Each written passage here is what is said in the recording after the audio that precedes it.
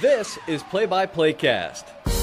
Is that faster than a Greyhound? The podcast about play-by-play guys. For play-by-play guys, by, I'm told, a play-by-play guy. It's a bold strategy, Cotton. Let's see if it pays off for him. Now here's the host of Play-by-Playcast, Tom Bodette.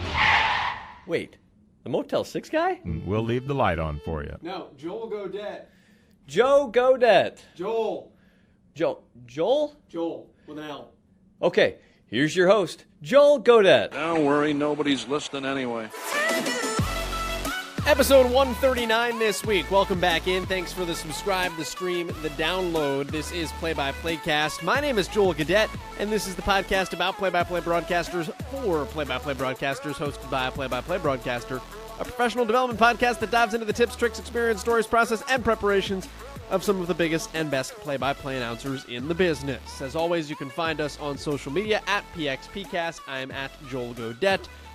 Or you can shoot me an email at jgodett@bsu.edu. Ratings and reviews, if you're listening to this on iTunes or whichever platform you have found it, are always appreciated as well. This week we go to the college ranks, and we talk with a guy who has been around for virtually every landmark event in Southern Illinois athletics history. He broadcast the 1AA then football national championship in 1983. When he was in college, he broadcast the Southern Illinois trip to the 1977 College World Series.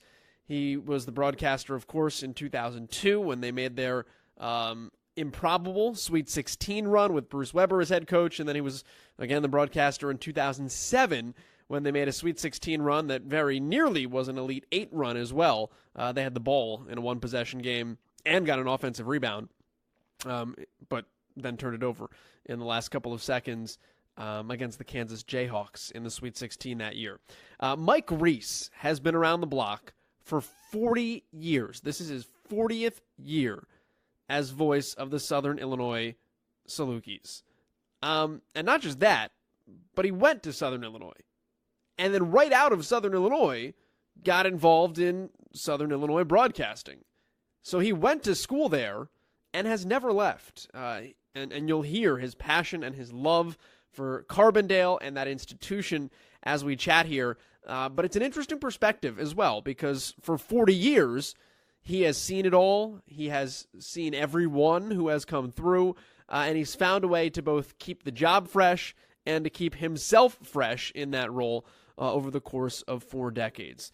So an interesting conversation this week with Mike Reis, who has also been, because of his position, because of the amount of time he's been there, kind of the grandfather of a lot of talent that has come through Southern Illinois as well. And they've got a really good broadcasting program. Obviously, he's a part of that. But a ton of guys have come through Southern Illinois. We talk a lot about Syracuse on this podcast just because I went there and a lot of guests are from there. But Southern Illinois is kind of one of those under-the-radar type-ish places. I don't know how under the radar is. It's pretty on the radar.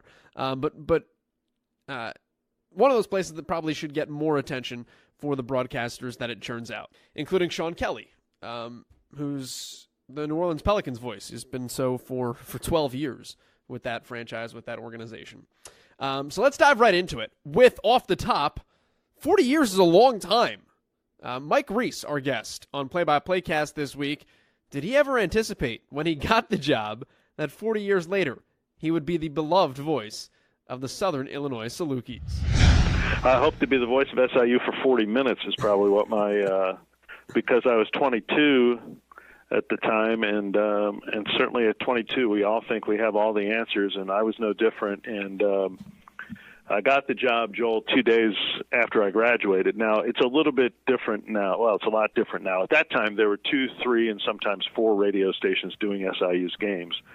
And I was working part-time at a station that was not doing the games, but was the kind of like the flagship or heritage station in Carbondale, WCIL. And the guy who hired me got frustrated because we were one of the few stations that wasn't doing the games. And so he quit and moved back to Chicago, George Hoffman. And a couple of days later, the CIL people decided to do the games, and then they offered me the gig. And and I and took it, and 1 year led to another, and suddenly it's at 5, and then it's 10, and then whoa, they slap you in the face, and it's 40 years, and so no, no, I never would have thought that at the start. Now I did know this. I did know that I had a major goal right out of college. I was cognizant of that, and I knew that I had one of only about at the time 325 Division I play-by-play gigs, and so I was very appreciative of that, and I knew I had something special, and I knew I had accomplished something early, but I never thought it would last this long. No. You know, I saw an interview you had done where you said basically that sometimes you're where you're supposed to be, and that opportunities have come and gone over the course of 40 years. But why do you think that, all told, your heart always said, I'm in the place where I'm supposed to be? Because this was in the end, when your heart doesn't make the decision, Joel, in the end, the smart ways to make decisions, which are all the facts, in a situation and not where your heart tugs the most, and this is my school. This isn't an emotional decision. I have a tremendous passion for Southern, but that's not why I'm still here. In the end, the jobs that I was up for, the opportunities that may or may not have been there, weren't any better than what I had, and especially early in my career. I interviewed at Illinois when they had 4 stations and had a chance to do that, but they were going to exclusive rights within a year, and could I, at whatever I was at that time, 24 or 25 years old, could I have been the guy, or would they have gone with a more established person? So you have to look at things from a business standpoint, and the one thing I'm proud of, Joel, is that I think our broadcasts sound bigger than the market that we are in. I think for the people who are listening to this who've never heard us, your first inclination would be to stereotype Carbondale as a town of 20,000 and a school of 14,000. That's got to be small market stuff. That they're just barely getting by with equipment and with talent. But then I think you'd be totally surprised once you listen. And whoever has owned the rights to SIU radio in the 40 years I've been around it, be it the radio stations, be it Learfield right now in conjunction with SIU, they have put the resources into these broadcasts. And that means I have solid people working with me, and we have a lot of the same color people that we've had for at least 20 years, and those people don't do those games for free. And so we have the resources to get good people. We have good equipment. Our sound is major market and has always been the cutting edge of the technology of that time, with one exception.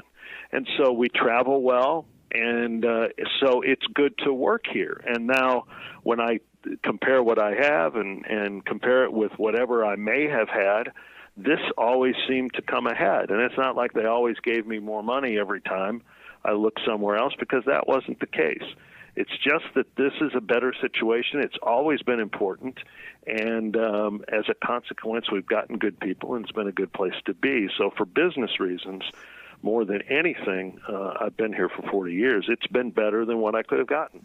I think about that from a local standpoint here in Muncie too. Like the morning show host on the top 40 station that carries our games has been here forever, and is, I think most people would tell you, a bigger market talent than where he is at. But it's one of those things where he's stayed here, and it's been a good place for him, and it's grown, and they care. And I think that it's like the caring aspect. It's a smaller market, but it's important to the people because of that. Is that what makes it a really great place to be? Is that, listen, you're in Carbondale, but everybody cares because it's the local, and they want it to be good. It's the deal, and it's the thing here, and especially Salukis basketball, and it is very, very special. You're a big fish in a small pond when Salukis basketball really is rolling, and I've had the good fortune to be around that. And I'm not so sure that there are many places, bigger or smaller than here, that when you are the prime topic in a town and you're succeeding, that it doesn't just go to your head, and you're so hyped to do the job every day, even when there isn't a game. And sure, in the end, you make career decisions based on the business aspect of it and what's best for you from a business standpoint, and try to be as cold about it as you can. But having said that, you can't be at a place where it is just great business-wise and you're just freaking miserable all the time. You can't go to that extreme either. And I want this place to win. I want to be part of this place when it wins. And this place is special when it wins. In the meantime, the things that really help that all come together are also good here. And so now the intangibles have a little bit of foundation. Once you get beyond the business decisions and then get into the heart stuff, like the passion for this place, which I have. I went to school here and really haven't been anywhere else. And so I want it to succeed. And I get mad when it gets in the way of its own self, which it frequently does, as mid-major schools frequently do. They tend to get in their own way, and that's why they don't succeed as much as they probably should. And so, and then you like all of the things that go with it. And in our case, not only are the things good to make the broadcasts good, but there's success and there's fan interest when the team succeeds. And then the other things that are involved in broadcasting with the radio television department here, now with ESPN3 and ESPN Plus and the advent of video boards and all of the toys, those things become fun too, and that adds to the experience. On that note, this might be part of the answer, but how do you, over 40 years, and I guess a two-pronged approach here, how do you keep it fresh from the standpoint of not falling into the trap of, well, this is what we've always done as a network, and finding ways to keep and push and be a little bit more cutting edge is cliche, but that side of things. And then for yourself personally, how have you felt yourself continuously evolve over 40 years of a career to keep yourself on that edge? Well, first of all, you can't let yourself get in your own way. And so I think that, not that I planned this out, I think maybe it's just part of my personality and the way I am. You have to be able to grow, and then you have to be excited about the growth and not be afraid of that. I am not fast to change, but, and if you wanted to say, Reis, you're slow to change, I'm not going to argue with you there, but I do change. And you have to, almost just to survive. Think of all the technological changes over the last 5 years, let alone the last 40 years. Yeah. It's amazing. But the thing, I guess, you have to find your niche. I think I still like being a credible voice for Southern Illinois University. I don't think that while people would say I want Southern to win, I would be disappointed if somebody thought I was a homer, because that means that I'm glossing over Southern's weaknesses, and I don't think that happens, and maybe to a fault I don't gloss over them. I think we tell the truth on the broadcast, and I started as a reporter, and that's my background, and that's at the heart of everything that I do. And while I'm for SIU, I say it, but I don't belabor it. And by that I mean, when Southern is good, I don't make them out to be Duke. When Southern is bad, I don't make them out to be the 353rd team. When guys are in trouble, when they're suspended, when the coach is on the hot seat, when things aren't right, when the team stinks, when the team is good, I think that we say those things, but we don't belabor those things as well. And I think fans know when they tune in that they are getting credible voices, whether it's me or whether it's somebody else, because we fortunately have the freedom to say the truth. I'm not so sure. I'm not convinced that I would get a job now, given my style.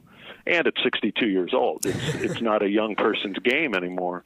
Joel, this game is yours. This game is Connor Onions at our place. This game is Luke Martin at Indiana State. You guys are the up-and-comers, and some of you are already there. And why do you say that stylistically, that maybe you wouldn't get a job nowadays? Because I think that the people doing the hiring want to lean toward the homers, and they don't want people who might say something that they have to explain later, because you are expected to be a company man.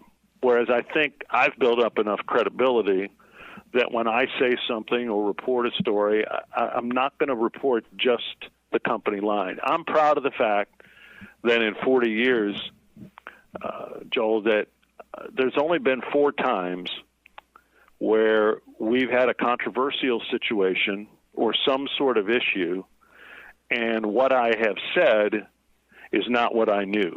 I knew more than what I said. And I'm not proud of that. But I am proud of the fact that it's only 4 and 40 years. I don't know that many people say that now. They know more than, especially television people, especially people who don't do one team's games. And I think that's a major difference. I do one team's games. And so when Saluki fans tune in, my goal is that when Reis and the people that work with Reis say something, it's true, no matter what else may be saying. And I'm proud of the fact that with the exception of those 4 times when we say something, that it is true, and it may not be comfortably true for the people involved or for what the announcers are expected, because I think the expectations are different now. Then you listen to somebody and say, that can't be true because they want him to be a homer and they want him to gloss it over. And I think that's a fan's expectation, and I think now that's an employer's expectation, and that's too bad. But because the people getting hired to do these games now don't have reporter backgrounds. I saw a quote. It was an interview you did, too, where you were talking about Jerry Kill, former football coach there, Northern Illinois as well. He was in the MAC for a while, Minnesota, most notably. But you said Jerry respected the job you did and how you did it, which is different than most coaches might prefer. Is that what you were talking about, too? Yes. Because the preference is that you never get challenged. The preference is that your broadcaster never challenges you on a decision you've made, be it within a game or a roster or suspension or any of those things, that they're always towing the company line and you don't have an opinion on your own. And but you have to earn that credibility with a Jerry Kill and with the other coaches. And I feel like I did that, and I was fortunate early in my career because I was around a lot, because I asked a lot of questions, because I wasn't just a kid who showed up at game time, that I wanted to learn, and I wanted to learn from the people that were in charge at SIU, and I think that got me some slack for when I screwed up. Hard work will do that all the time. And so, yeah, that's what I mean. And I'm not sure that – and I think in the end, Joel, when you talk about people who have had one job for many, many years, you can say, well, his bosses have to like him. And that's true. And Jerry Kill does like me. He's the athletic director at Southern now. And he does respect me, and I respect him. And respect is important to me, more so than friendship. But before I get too far, of course, what I'm saying is, it doesn't matter if Jerry Kill likes me, Barry Hinson likes me. I said that wrong. It does matter. But in the end, if you're going to be at a place for 40 years, the fans have to like you. Because no matter how strong your political support is, if the people who are listening and the people who are being marketed to don't like you, it doesn't matter how politically connected you are, you won't or you shouldn't have the job for that long. And I think by taking a fans first approach, which I think we do, that's helped us survive 40 years and really kind of thrive at the place that we're supposed to thrive at. Feel free to peel any names off of this. Have you ever had a coach not like you? Yes. Okay. Yeah. That's and I don't want to get into name listing. No, for two reasons. Number one, that person, if he heard it, might say, well, I really did like him. What the hell is he saying? Or number two, I don't want to leave somebody out. So, yes, that's the case, and they still don't like me. You said Bruce Weber revitalized your career at one point. Yes. Why is that, though? Well, it has to do with context.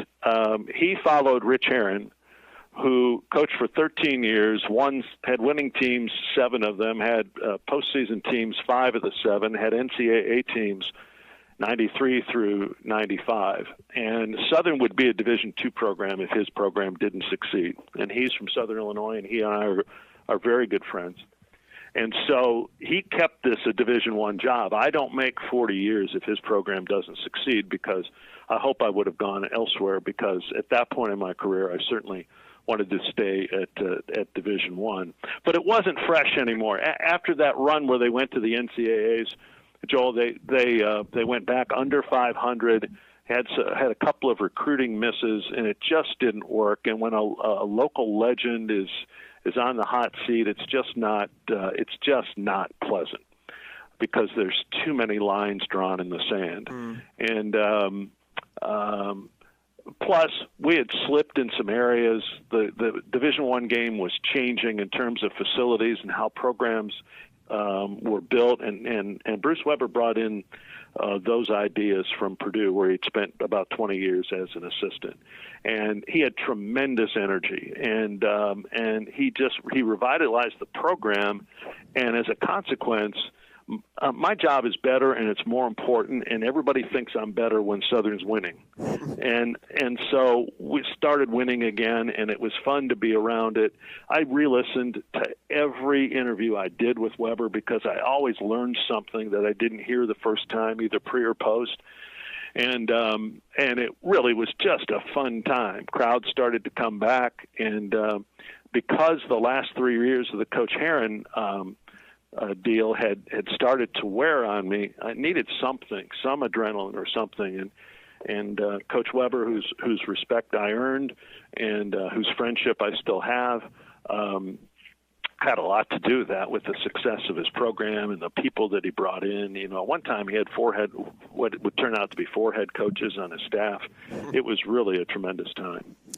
He also got you guys to the Sweet 16. Yeah, and that's part of the revitalization too. And the Chicago, the 2002 Sweet 16. Look, let's never downplay winning. A lot of the people that everybody looks up to as broadcasters probably has doing a winning team or an important game. If they're a neutral television broadcaster who does a bunch of teams, a big moment like that probably propels them. And the Sweet 16, the first one in 2002, there was another one in 2007 when Chris Lowry was the coach, but the one in 2002 was the first time that Southern was really on a big stage that I was part of.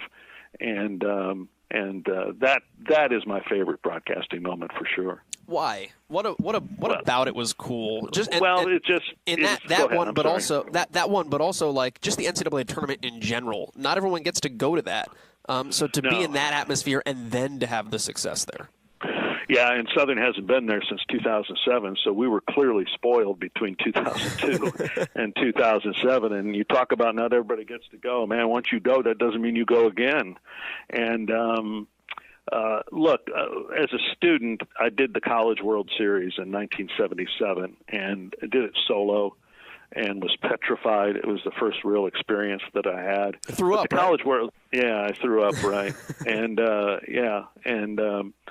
I was that nervous, and brought back the guy who didn't get the job, who had hired me. I brought him back on a freelance basis to help me on the broadcast. Unfortunately, George did it. But the College World Series then, Joel, isn't the College World Series now. It's just a bigger deal now, largely because of television. And Southern won the national championship in football in '83, but even that level of football isn't now what it was then. It's bigger now. And so even the mid-'90s, when Southern went to the NCAAs, the Salukis weren't – the NCAA, at least for Southern, wasn't as big as it would prove to be later, and certainly the tournament is bigger now. But in 2002 is when the tournament really became huge. Southern played at the United Center in Chicago and had great crowds, plus Illinois was in that regional too, as was Southern's arch rival at the time, Creighton. So there were great crowds there.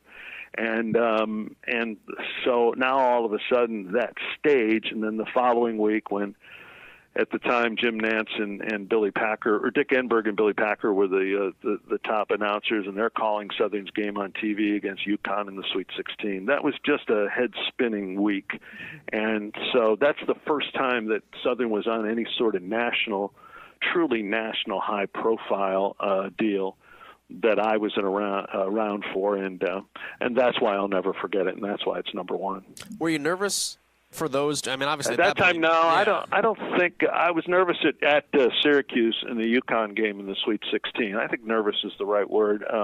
Other than that, I think anxious is a better word. I think earlier in your career you're nervous because while you're confident, you're just not quite totally sure how you're going to do in the biggest moment. But at that point in my career, in 2002, I'm in my 40s, late 40s at the time. And so from that standpoint, emotionally, I could deal with it better. But certainly you're anxious, you don't sleep, you get up, and you go through all sorts of scenarios in your mind about what could happen. How do you handle games like that? Because even, I've been doing this long enough, but I'm still a young whippersnapper. That when you play in big games or when something is a big game to you, those juices start flowing in you a little bit, and you have to settle yourself down because at the end of the day, like, you have to be able to perform in a performance. How would you settle those nerves or those that antsiness or that anticipation or whatever it might be, so that you can ultimately do the job you would do if it was Game 2 of the year against Western Illinois? Yeah, I wish I had a surefire way, but I don't. I think I just let experience do that, and I got better at it as I got older and did better in bigger game situations. I think the most important thing that you can do is make sure that you're prepared. You're not frozen by your preparation, but make sure that you're prepared so that when something happens historically, you're not fishing for it. I think you have to be ready for that so you can say that at a moment's notice. First time your team has done this since that when something happens. And I think those things are key in terms of trying to do the job in what could be a historical moment for your school. But I didn't know that early. And so I have a feeling in bigger moments I scream more intelligently than I did maybe early. I don't peak the meter quite as much. Hopefully still with the same passion. Hopefully say it with less words because those are the best calls. If it takes you, I'm proud of the fact that if it takes somebody 30 words to say it, I can probably say it in 15. But I couldn't do that early. I think that all that sort of stuff, and I think if you've seen a lot, then you react appropriately. And but to think that there's some magic formula or wand or deep breathing exercise or something like that that would help with something like that, I'm not aware of it. I just know that I'm my maddest in a big moment. And even now, like the other night at the end against Drake the other night here in Carbondale, it came down to a final play, and I might as well have been in my 4th year instead of my 40th. I just didn't call it well, not as well as I should have called it, and so there's no guarantees. And part of why I didn't call it well is I didn't see it well. And not because anybody blocked me, I wasn't looking at the right things. And that should have started with knowing Southern's tendencies. I should have known where the ball was likely to go, and had I done that and looked where I should have looked, I would have called it better, and I realized that right away. But in the end, the most important thing in those moments is not what sort of historical context, what sort of passion you can bring to it so that your cut maybe played for the ages or something like that, as can frequently happen in the big moment. But you just have to call the damn play right and get it right. And if the game's over, say it's over, but not have to backtrack and say there's really 2.2 seconds left or something like that. You just have to be ready to do those things right. And if you do those things right, then I think the rest of it comes together. How did you get the ability to go from 30 words to 15? By being a reporter, because I had to write 3-minute sportscasts. I think that's the most important thing. And then also enjoying listening to people who could make a major impact with just a few words. A guy like Paul Harvey could say a word and pause, and it would have more impact than somebody saying 20 words rapidly or screaming 20 words, at least to me. Jack Buck, who is one of my heroes, could call a play with a paucity of words, I like to say. And other people could too. I don't know that the people that need a lot of words to say something are the people that in the end truly have any sort of lasting integrity. And I think if you really break people down, it's can they say something quickly, briefly, especially with everybody's attention span these days. When I first started, we did 15-minute sportscasts. So, but who would listen to that now? And you'd have sound bites that went a minute 15 because the sportscast went 15 minutes. So attention spans are much different now, and you have to be able to change with that. But in the end, I think those are the most effective people because they can say it succinctly and then at the same time maybe get an wow factor with that. And it's not so much because of the hot take, it's because of, or your opinion, but it's because of how you said it. And you said it briefly and factually, and that got everybody's attention. But I think reporting has a big deal to do with that. And then listening to other people, and you know when you say it, whether it took you too long to say it. And I think that's the thing I talk to young broadcasters the most about it. I'm more impressed when you can say it succinctly than I am with the volume level that you say it. In addition to that, and this might be a hard introspective question, but why would you say that people say Mike Reis is a really great broadcaster and you're in the St. Louis Hall of Fame, and why do you think you've developed the reputation in the eyes of the fans beyond what we talked about in terms of working for the fan and being honest with them, but when they hear what you guys put on the air, they say that's good and that's right? Well, a lot of it has to do, I think, with being a familiar voice, and I think we're all the same way as fans. You feel comfortable hearing a similar voice, the same voice, for a lot of years. But I still think it comes back to those things, Joel, is the person reliable? Is the person credible? And with credible being the most important. And then, is he reliable? And by reliable, I mean not just being there all the time, but being right more than he's wrong about the information about the squad. And is he for your team? Now, whether you're a reporter or whether you work for the place and the place wants you to say we and be a cheerleader, regardless of which end of the spectrum you come up, and both are fine. Both, you can have great careers doing both. It's all about being who you are and being comfortable within your own skin. But for me, I think Saluki fans are savvy. I think they're suspicious. I think they believe they can coach. I think they believe they know the game, and in terms of basketball, SIU fans really know the game, and they're savvy, and you can't BS them. You just can't. And if you do, and you do it for a long time, they really get PO'd at you. So I think I'm a perfect match for this fan base. And then at the same time, they're fans. They want their team to win, and they don't want you ripping Joe Smith all the time. They just want you to tell the truth. I always say I have this I don't know, fear is a little too dramatic, Joel, but it concerns me that if I keep saying, like this year's Saluki team is 12-13, if I keep saying this team's about to break through and come watch this squad and all this other stuff, and then you come out and watch them and they play like they've played in half these games, what the hell? Why am I going to believe that guy? Yeah. Why am I going to believe that guy? Or if I say that a certain player, there's nothing to this suspension, don't worry about it, it's a violation of team rules, and the next thing you know, the guy's in jail and he's been arrested, and there's plenty of issues coming, then I'm not going to believe anything I say after that either. So are we credible? What would you say in that instance then? What would I say if the person's been arrested? I got to find a way to say that. Okay.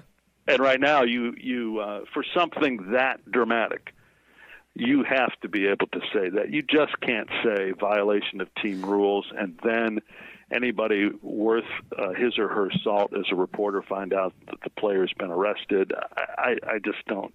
I don't see that. Does it matter if you're employed by the school and or the radio station in a situation like that? Sure it does. And your employer will tell you what to say. Yeah. But you hope that you do a good enough job to sell what you're comfortable doing. Look, there's plenty of people, Joel, in this business who are totally comfortable in their skin being a mouthpiece for the organization, and that's fine. There's nothing wrong with that. There's nothing wrong with that. I'm just not built that way. I'm not a very good liar, and I'm not even very good at stretching the truth and helping to buy myself time, especially now at 62. I could do that better a few years ago. I'm just not comfortable with that. I feel guilty, man. It's my Catholic grade school, I guess, coming out. I just feel guilty, the guilty conscience, and so I'm not built that way. But yeah, if you work for the organization and the organization says, look, here's a perfect example. Well, good example. Sean Kelly worked for us. He does the New Orleans Pelicans radio. Mm-hmm.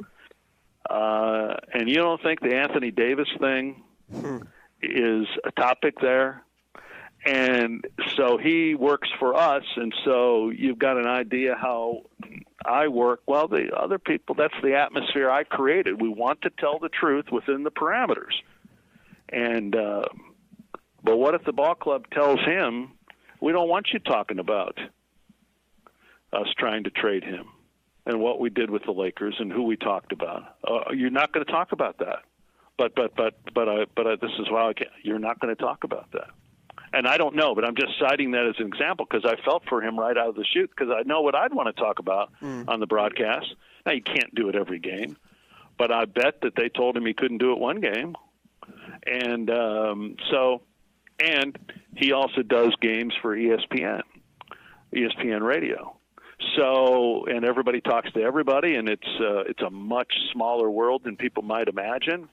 And people know people, and I'm not going to hire that guy because I told him not to say it, and he did. And look, I'm just speculating on Sean. I don't know this is the fact, but this is a current moment. This is a current thing. And it could be different if you're doing a game for ESPN Radio where you would want to say something, but you can't say it on. Right, and in his case, he's been there quite a few years, so he might get more latitude than you might get in your first year there, or I might get in my first year there. And so that's why there's no, I probably should throw this in, there's no hard and fast rule, other than I do think whichever end of the spectrum you come out on, you just have to be comfortable doing that, because in the end, the listeners can tell whether they're being lied to or whether they're being told the truth. And if you always have to worry about what lies you've told and all this other stuff, you're eventually going to screw up. And so just be who you are. And I think that's the most important thing for anybody in whatever profession, because people can see through phonies. I know you're a big Jack Buck guy. I know you said that. Right. I know you've also chauffeured him around when he came to campus. Is that true? Yeah, I was a student. Yeah, what was that like? Advice. Yeah, well, best piece of advice. I was his chauffeur. Yes, and so I drove him from spot to spot. And the guy who booked him knew that Jack was my hero. So by being a driver, I could get to talk to my hero one-on-one, because everywhere he went, he was going to be. He was just surrounded by a ton of people, and that was the year that Southern went 0-16 in the Missouri Valley Conference, Joel, and it was a miserable year. The coach got fired before the season was over with, and I said, Jack, what do you do when your team stinks? And he said for a second, and then this is how tight we were, he called me Mark. He said, Mark, be better than the team. And I thought, you know what? That's a pretty good philosophy, whether your team is good or not. Be better than the team. And I've always remembered that. That's the one bit of direct advice he gave me, and I would see him a couple of times after that, and he sounded the same way off the air as he sounded on the air. And I always think that's when you're the best communicator you can be. When somebody comes up to you, Joel, and says, you know what, you sound the same. You're the same way off the air as you are on the air. I think that's an amazing compliment, because it means that you're communicating as well as you can possibly communicate. And I think Buck did that. I think Harry Carey did that. I think Buck's son does that. And because then you know you're maxing your talents. Have you ever had the temptation in 40 years to make a jump to television, or what is it that you truly like about the purity, I guess, of radio and being able to do what we just talked about on radio? Well, I suppose if I pushed some things here with the advent of ESPN3 and Plus, that I would do that, and you could argue that for what they pay me, that's what I should do. If now the radio rights holders might be mad, but that certainly is an important part of it. But that's been discussed here, and I think if I push that, that's what would happen for the home games anyway. And I would understand that, but I haven't pushed that. It just hasn't been important enough to me. I think that maybe it's being comfortable. Everybody likes to be comfortable because when you're comfortable, you're confident. And I'm more confident on radio than I am on television. I could get confident and comfortable on television. Now, if someone had come to me or was interested in me from outside of the market at a quote-unquote bigger situation in television, I think that perhaps would have happened. But it's just not been that important to me to push it. Plus, Joel, it's been lucrative enough for me to stay with what I have. And now with the advent of social media and me getting into it enough, I can share this stuff that we do on radio, and we do quite a bit. Certainly for our market size and certainly for any market size, with pregame stuff and interviews and things like that. I can share that with Saluki fans all over the world, and that's an important and positive change in terms of the technology. And so those things I'll like, and I know I could do all those things with television, but there still seems to be an impact with radio, the audio side, audio streaming and all that other stuff. And that helps me too. And then, of course, somebody has to want you to do it. I mean, I think, like I said, I think here they would if I pushed it. Nobody's really broached the subject really seriously. But in the end, you got to have some place to go. And I like to joke that one of the reasons I've been here for 40 years is nobody else has hired me. So, that offer hasn't been there either. But you also have to seek that stuff. And I've been more day to day than I've been long range. I'll end on this note with you, and talking about, I guess, the purity of radio. Last week on this podcast, we were talking with Donnie Barnes about things that are most important to a call of his baseball. And he talked about the pitch always being first and having the way to keep the game, the broadcast focused truly on the game, even though the stories become very important in that medium. And if you want to go baseball, we can go that route. But I guess if we're in basketball season, what's important to you most technically to calling a really good game and being as on point and informative as you can be? Score, time, and where is the ball? I think if you can answer those three questions within 2 minutes of somebody tuning in, you're doing your job. After that, the takes and the analysis and all that other stuff, they fill in wherever you think they're most important. But I think when you tune in to a game, especially now in the advent of you can't watch a game without seeing the score in the corner, the first thing you want to know is what's the score. You may want to know it before you even figure out who's playing when you turn the game on. So what is the score? How much time is left? And now when I'm confident as a listener that I've got both of those pieces of information, can I follow the darn ball? Or is every play a surprise? Is the color analyst talking up to the shot? And the play-by-play person can't set up the shot, let alone tell you where the shot came from. I think those are the three most important things, and that's how I judge it. After that, I get comfortable with what the person is saying, how he or she is saying it, and what sort of analysis they're providing. But I think we're the only thing we have is our credibility in this business. And second of all, we're basically audio scoreboards, Joel. I don't want to oversimplify what we're doing, but if you'll do that, if you'll master the boring, if I always know when I tune into Joel, I'm going to find out the score and I'm going to find out the time quickly. Now I'll just lock in and see how he's calling it. And now I'll become a fan. But if I'm mad because I don't know who the hell's winning and how much time is left, now it's going to be hard for me to give you or anybody in that position a chance, or myself a chance. Biggest criticism I got early in my career, Reis, I understand all the stats. They've done this 6 times. He's got this many points in the last 3 games. He's averaging this. But what the hell is the score? And how many fouls does Smith have? That's what I want to know. Now, that's not as critical now in some areas, but we have a lot of TV people doing radio now, and it's you can get lazy because television is doing a lot of that stuff for you. And so for radio, I want to hear score, I want to hear time, and then I want to be able to follow the ball. And those are the 3 most important things, in my opinion. Mike, if people want to listen to you or find you on social media, how do they track you down? At Mike Reis, SIU, REIS, at Mike Reis, SIU on Twitter, and I'm on Facebook as well. I'm on Instagram, but I might as well not be because I don't do much. And SIUSalukis.com is the place to, and TuneIn are the 2 places to best listen if you'd like to listen to a game. And SIUSalukis.com, there are links to both spots for broadcasts.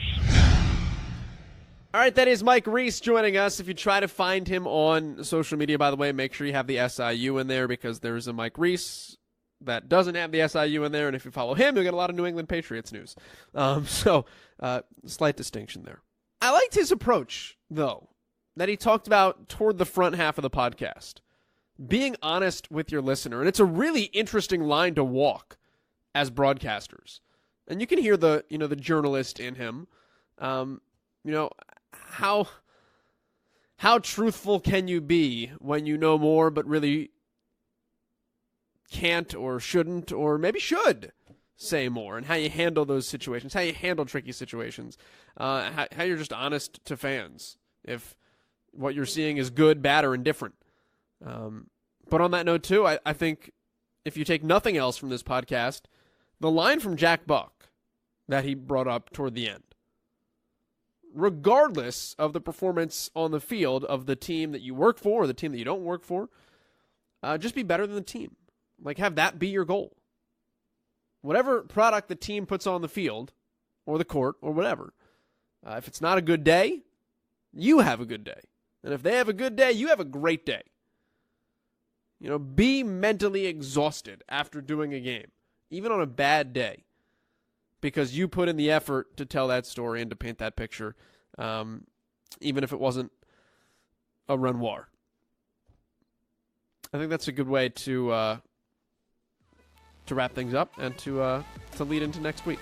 Many thanks to Mike Reis for joining us this week on Play-by-Playcast. Until next week, I'm Joel Gadet. The music is Marshmallow, and we are out.